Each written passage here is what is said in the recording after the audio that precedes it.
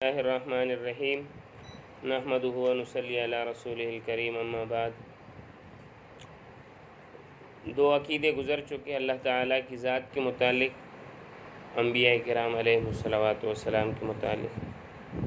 آج جو ہے ہم فرشتوں اور جنات کے متعلق ہمارا عقیدہ کیا ہے۔ فرشتے اللہ تعالیٰ نے نور سے ایک مخلوق کو پیدا کیا ہے اور انہیں ہماری نظروں سے چھپا دیا ہے، ان کو ہم فرشتے کہتے ہیں۔ وہ اللہ تعالیٰ کی طرف سے تدبیر کائنات کے بہت سارے کاموں پر مامور ہیں، مثلا بارش، کسی تک رزق پہنچانا۔ یہ رزق یہاں پیدا ہوئے جو ہم مثلا جو دال ہم کھاتے ہیں یہ موریتانیہ میں ہوتی ہے نا، افریقہ میں۔ اب دال تو کئی جگہوں میں پیدا ہوئی، اب دال کے کچھ دانے ہیں وہ نصیب میں کس کے ہیں؟ مثلا حلیمہ کے نصیب میں۔ اب وہ فرشتہ اس پر مامور کر دیا جاتا ہے کہ یہ آپ کو حلیمہ کے منہ تک پہنچانا ہے۔ اب وہ وہاں پیدا ہوگا، وہاں چھانٹی ہوگا، چھانٹی کرنے کے بعد اس کو وہ آدمی خریدے گا جو پاکستان تک آنے والی بوریوں میں ڈالے گا۔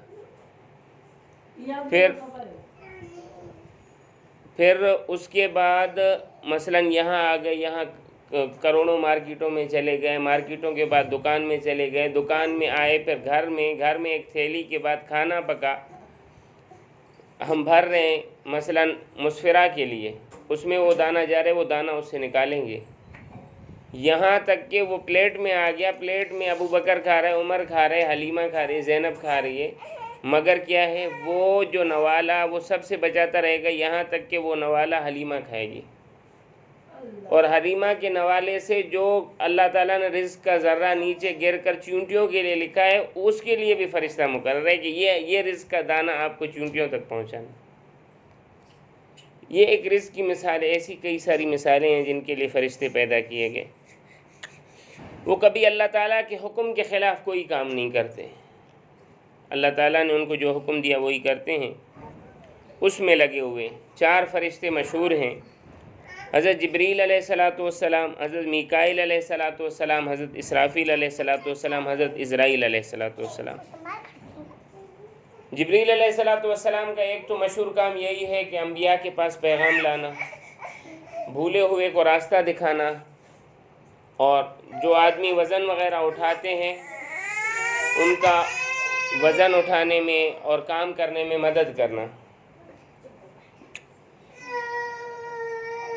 حضرت میکائیل علیہ السلام، ان کا کام کیا ہے؟ یہ جتنی بارش برستی ہے، بادلوں کو ایک جگہ سے دوسری جگہ لے جانا، بارش برسانا، زمین سے جو رزق نکل رہا ہے ان کو سنبھالنا، ان کے نیچے پھر کئی فرشتے ہیں، یہ سردار ہیں، ان کے نیچے پھر کئی فرشتے ہیں۔ حضرت اسرافیل کا کام کیا ہے؟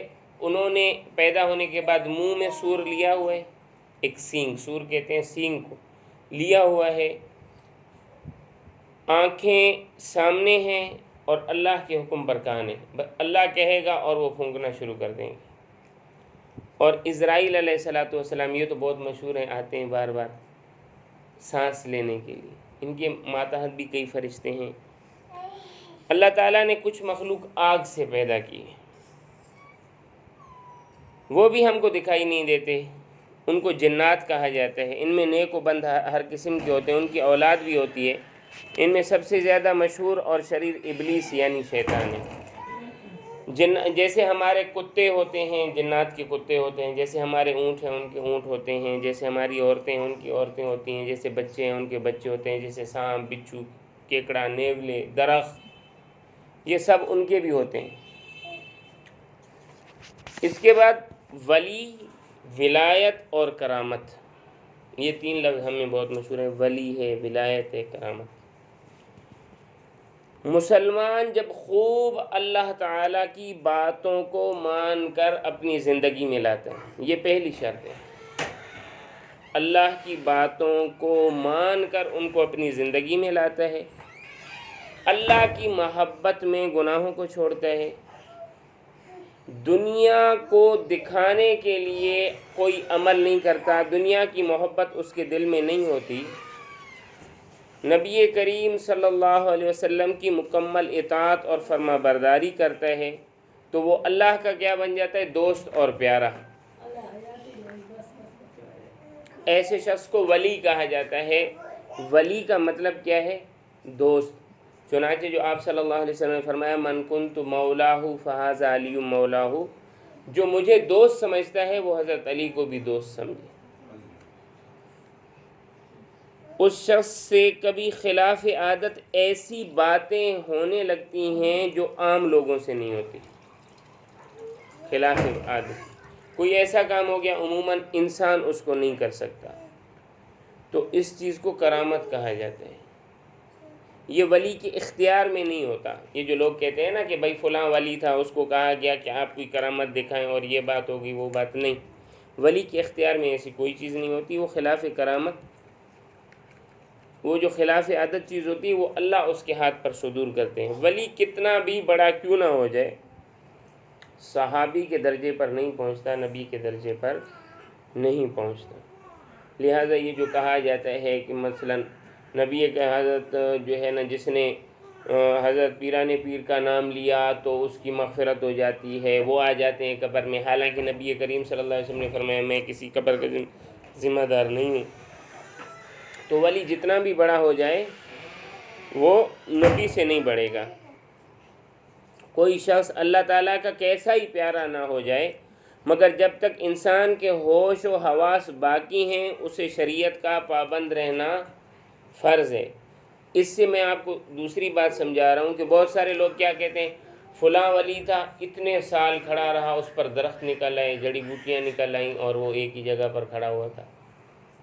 تو عبادت سے نکل نہیں سکتا کوئی شخص، عبادتوں سے، روزے سے، یہ جو آپ صلی اللہ علیہ وسلم کے اعمال ہیں۔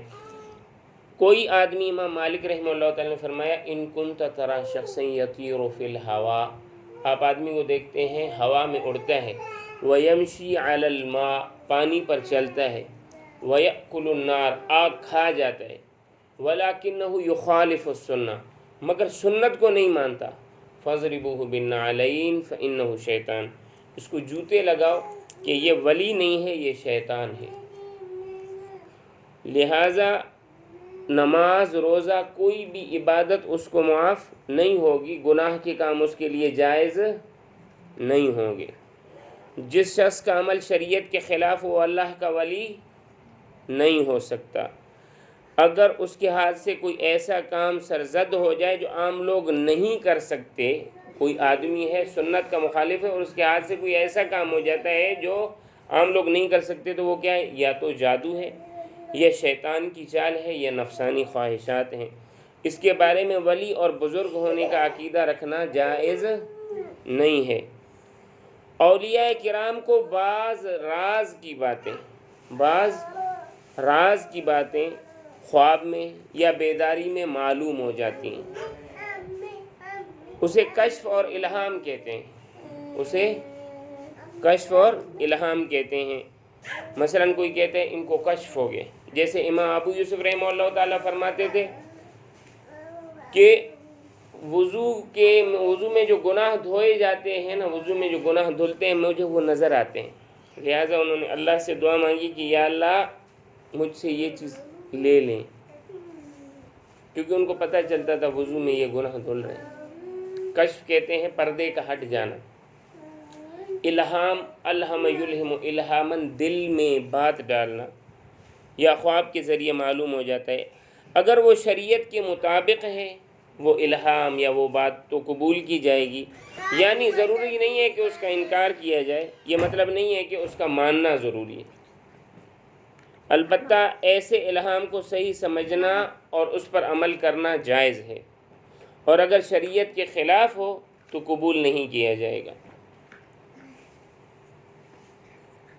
آج کے درس کا خلاصہ کیا ہے کہ فرشتے نور سے پیدا ہونے والی مخلوق، اللہ کے بندے، اللہ کے کاموں پر مأمور، 4 فرشتے بڑے ہیں، بہت سے فرشتے ان کے ماتحت ہیں۔ اسی طرح دوسری مخلوق اللہ نے بنائی جنات، اس میں بھی تمام مخلوقات ہیں، ان میں بھی ہر قسم کے لوگ ہیں، نیک بد دونوں ہیں۔ تیسری چیز ہم نے پڑھی ولی، ولایت اور کرامت۔ ولی کسے کہا جاتا ہے؟ جو اللہ کے احکامات کو اپنی زندگی میں لائے نبی کریم صلی اللہ علیہ وسلم کے طریقوں سے۔ جو اللہ کے احکام کی مخالفت کرے، نبی کریم صلی اللہ علیہ وسلم کے راستوں کی مخالفت کرے، وہ کبھی بھی ولی نہیں ہو سکتا۔ اور کوئی آدمی جو آپ صلی اللہ علیہ وسلم کی مخالفت کرتا ہے وہ خود کو ولی کہے، اس کو ولی سمجھنا جائز نہیں ہے۔ اور ولی کے ہاتھ پر خلاف عادت اللہ تعالیٰ کام سرزد فرما دیتے ہیں، اس کو کرامت کہا جاتا ہے۔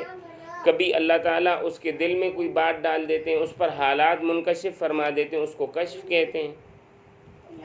اور یہ جب تک زندہ ہیں یہ دین سے باہر نہیں، دین کے پابند ہیں، اور یہ کبھی بھی جتنا بھی عمل کر لیں صحابی یا نبی کے درجے تک نہیں پہنچ سکتے۔